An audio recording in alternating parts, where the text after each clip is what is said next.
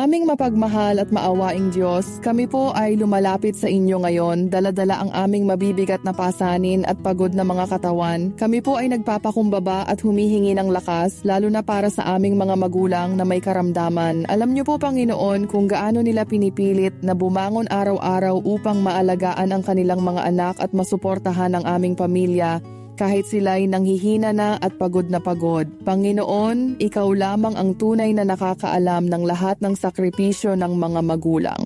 Sa bawat butil ng pawis, sa bawat kirot na dinarama ng kanilang katawan, at sa bawat gabi na sila'y nag-aalala kung paano pagkakasyahin ang kita para sa kinabukasan ng kanilang mga anak. Kayo lamang ang nakakakita at nakakaunawa. Sa kabila ng kahirapan, sa kabila ng kakulangan, at sa kabila ng sakit na kanilang pinapasan, patuloy pa rin silang nagsusumikap. Kaya't ngayon, O Diyos, kami po'y humihingi ng iyong habag. Pagalingin niyo po sila, palakasin niyo ang kanilang katawan, pahupain niyo ang kanilang sakit at bigyan sila ng ginhawa. Huwag niyo pong hayaang mawalan sila ng pag-asa, bagkus iparamdam niyo po na kayo ang nagbibigay ng tunay na lakas at kagalingan. Sa mga sandaling sila'y nanghihina at nalulungkot, ipaalala niyo po sa kanila na hindi sila nag-iisa. Ikaw ang kaagapay nila. Ikaw ang nagbibigay ng biyaya at pag-asa. Sa bawat araw na mahirap, ipaalala niyo po na may bagong umaga at may bagong pagkakataon upang lumaban at magpatuloy.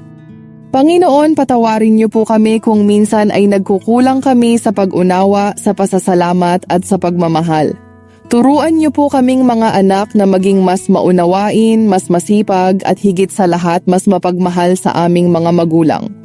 Bigyan niyo rin po kami ng lakas at disiplina upang makatulong sa kanila sa abot ng aming makakaya. At sa gitna ng lahat ng pagsubok, Ama, huwag niyo pong hayaang mawala ang aming pananampalataya. Turuan niyo kaming kumapit sa inyo sapagkat kayo lamang ang aming kanlungan at pag-asa. Kung kami man ay kapos sa pera, kapos sa lakas at kapos sa kakayahan, naniniwala kaming hindi po kami kailanman kapos sa inyong pag-ibig at biyaya.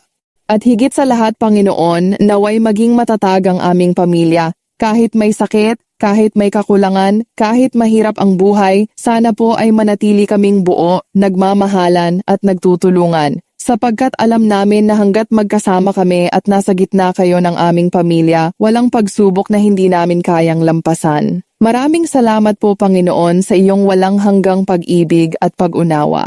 Tinatanggap po namin ang lahat ng inyong kalooban at buong pusong nagtitiwala na kayo ang gagabay at magbibigay ng kagalingan at biyaya sa aming mga magulang at sa aming pamilya. Ito po ang aming dalangin sa ngalan ng inyong anak na si Jesus kasama ng Espiritu Santo magpasawalang hanggan. Amen.